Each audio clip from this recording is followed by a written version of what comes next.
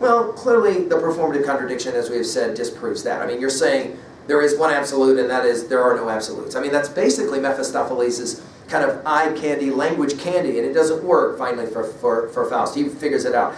That's that fallibilist position in the middle that says, I think I'm right, but I could be wrong. It's that I could be wrong for Goethe. That is the beginning of all spiritual enlightenment. Ontologically, well, yeah, Faust does grow. He becomes more than he was through striving. Psychologically, well, think about the power of guilt in this text and the ways that guilt and shame can lead to destructive kinds of actions instead of positive actions. Sociologically, well, we've said this before, that the fact that your life is not just your life, right? From the moment two people exchanged fluids and produced you, your life was fundamentally, in some really profound way, not just your life, but our life. We're all in this together, and certainly that sociological rendering is a powerful reading of Faust. Finally, the theodicy question. I think that Goethe really does teach that when bad things happen, we can't ask, why did this happen to us? We said this in our Dante lecture, right?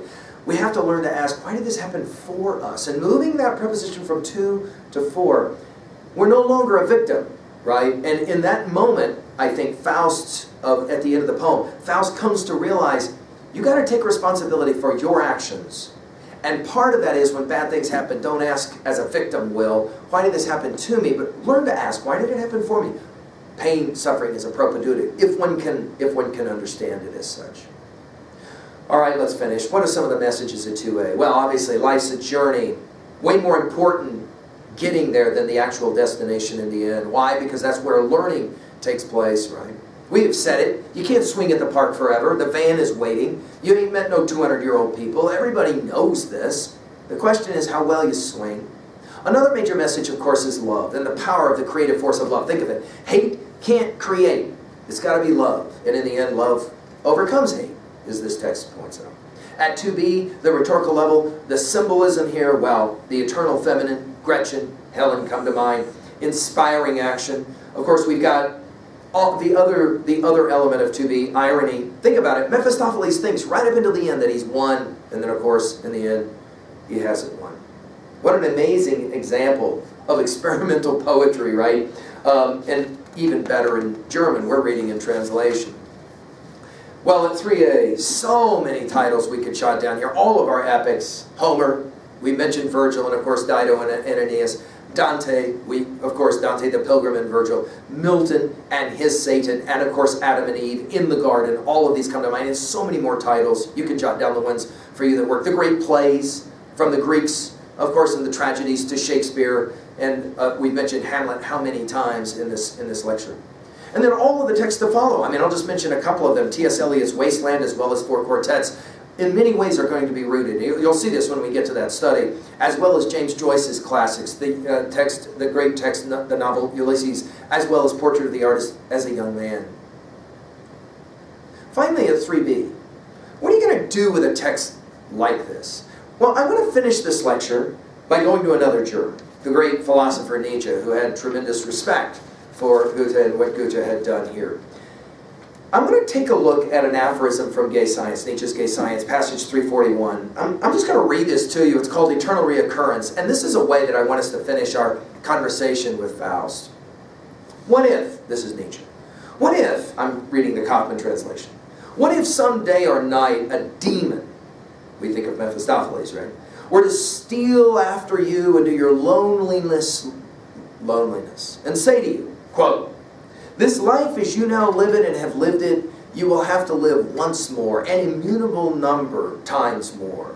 And there will be nothing new in it, but every pain and every joy and every thought and sigh and everything unutterably small or great in your life will have to return to you, all in the same succession and sequence, even this spider and this moonlight between the trees, and even this moment and I myself, the eternal hourglass of existence is turned upside down again and again, and you with it, speck of dust. Let's pause for a moment, put it in your notes. Eternal reoccurrence.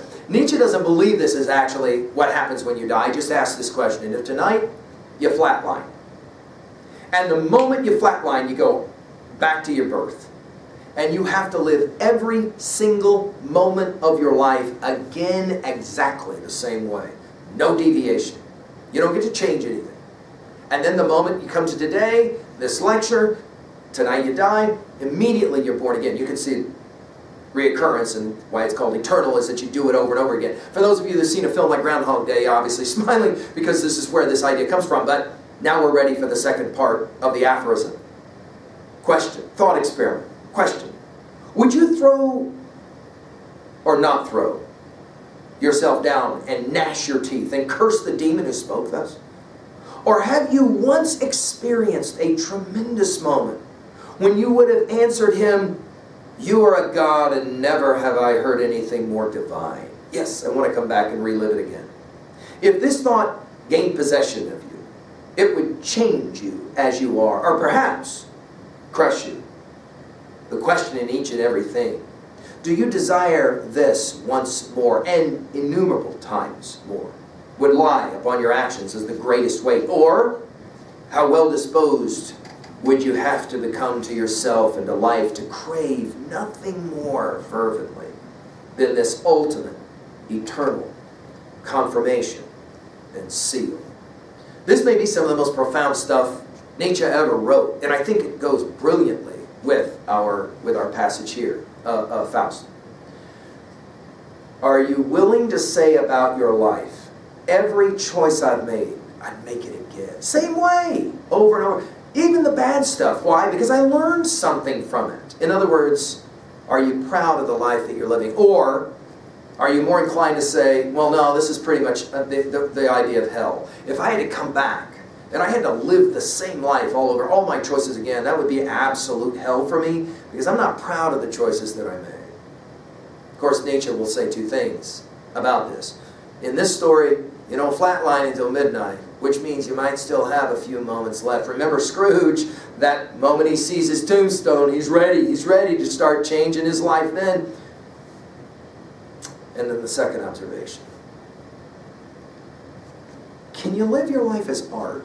This is, I think, what Nietzsche learned from Faust and from Goethe. Can you change your life's choices to live your life as art? Of course, this doesn't mean you get to do whatever you want, because you live in a world where you got to accept responsibility for your actions.